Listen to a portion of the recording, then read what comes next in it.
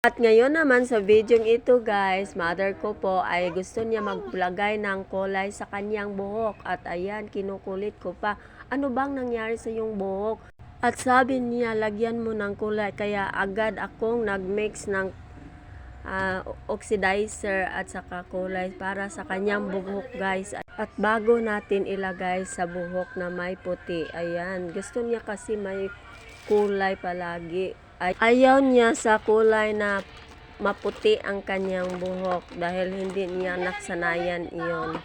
At sanay siya na may kulay palagi sa kanyang buhok guys. At sa paglagay ng kulay ay kailangan talagang mauna yung mga nasa kanyang harapan guys na buhok. Ayan, sobrang maputi. Ayan. At pagkatapos nito guys, may isa akong pamangkin. Ayan yung nakasuot kulay blue.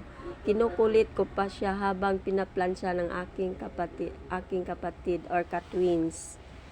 At ito naman pamangkin ko ay maaga itong nag-asawa kaya may mabatang makulit. Ayan, habang pinaplansya siya, ayun, nandyan sa kanyang harapan palagi ang bata. Ayan guys, so.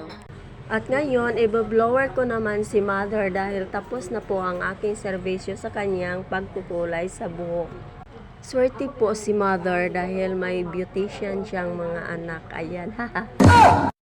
Ako at si Kambal ay pareho ang interest na maging beautician, kaya pareho kami ang skills namin.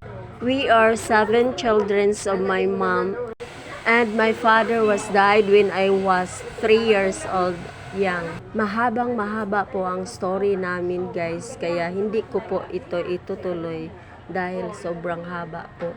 At malapit na din matapos itong video ko. Shout out sa inyong lahat, lalo na sa aking mga taga-supporters, viewers, followers. Paki-comment lang po sa baba at nang babalikan ko kayong lahat. Shout out to Jesami Arkisal. Maraming salamat sa inyong pagpanood. See you next video. Bye!